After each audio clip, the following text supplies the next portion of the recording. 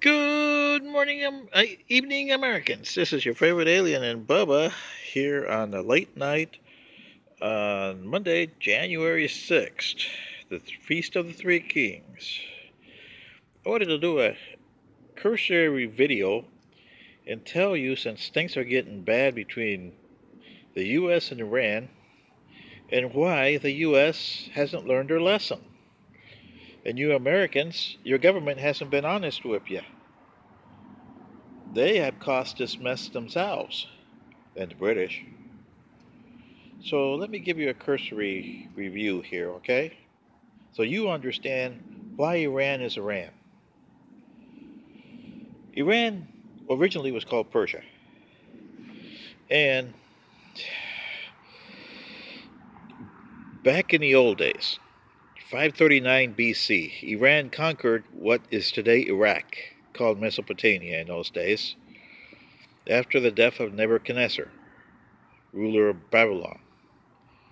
So Iran held it, or Persia, under Cyrus the Great and Xerxes, his son. And you know the wars they had with the Greeks.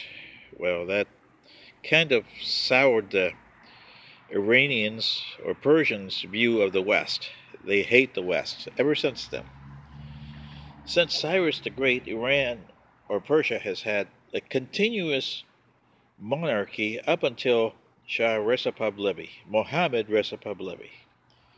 In the early 1900s, the Pahlavi family took over head of Iran. And then during the 1930s, late 1930s, the Nazis decided to help Iran with the railroad. So they were managing the railroad for the Iranians under the Shah's father, Reza Shah. Because the Shah that you know of is called Mohammad Reza Pahlavi. Okay? So in 1937, the British and the Soviets didn't like the fact that the Germans were there.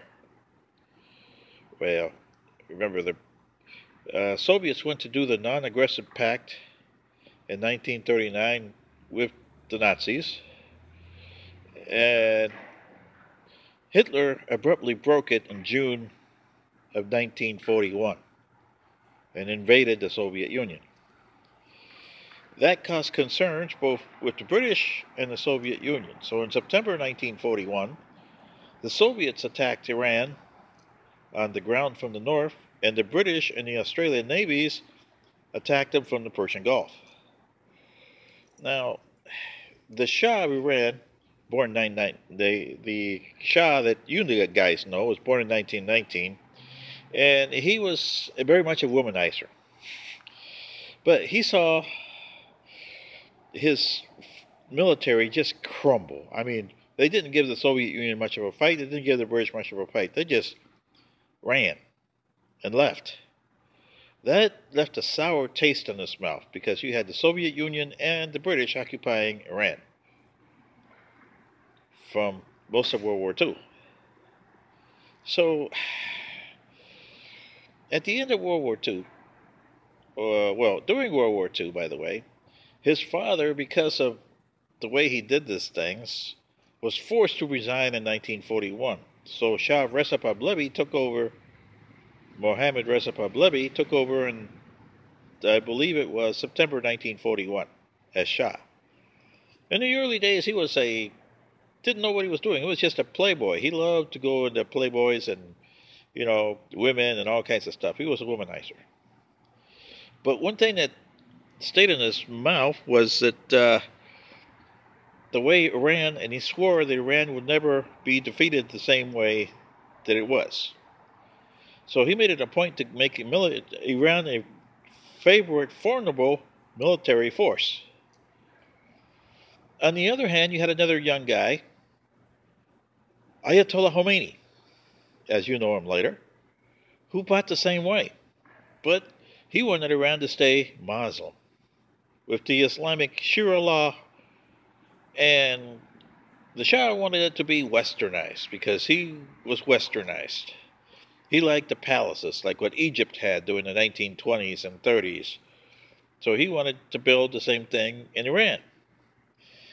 Well, the British and Americans owned the oil companies in Iran. And then in early 1952, King Farouk was thrown out by Gamal Abdel Nasser in Egypt, and he nationalized the Suez Canal. Well, there was a prime minister in Iran that wanted to do the same thing in Iran. So he forced the Shah out in early 1953.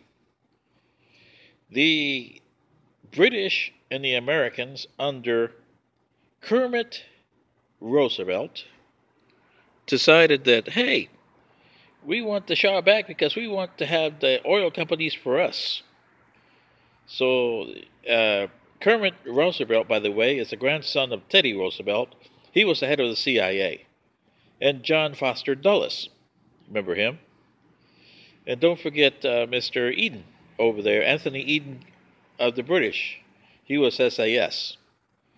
So they launched a coup and put the Shah back in 1953, which left a big sour taste on the Iranians' mouth, especially Ayatollah Khomeini and the rest of the mullahs. And the Shah, he went back and he went to make Iran the most formidable military force in the area. And also westernize, which caused him to kick out Mr. Ayatollah Khomeini in 1963. And, well, eventually, by 1973, Iran was the 5th most powerful country in the world. Well, unfortunately, the people in Iran didn't like the way the Shah was running, and they kicked him out in February 1979. Therefore, the illustrious Persian monarchy came to an end. And, later on that year, the Americans got the wrath of Iran, of the mullahs. So you see, Americans, you and the British had a hand in what you're doing today. And this has come back to bite you in the ass. Because Iran had a bad taste in the early 1940s where they were defeated. I mean, they didn't even put a fight. And both Ayatollah Khomeini and the Shah of Iran hated that. The Shah died in 1980. Ayatollah Khomeini kept it up. But the Ayatollah Khomeini wanted Iran to be an Islamic republic. He won, Shah lost, United States lost. And now you're going to pay the price for it. So when you fight this war with Iran, this is your favorite alien telling you, from history, the Americans never told you what they did. And this is coming back to bite you in the derriere. Good night.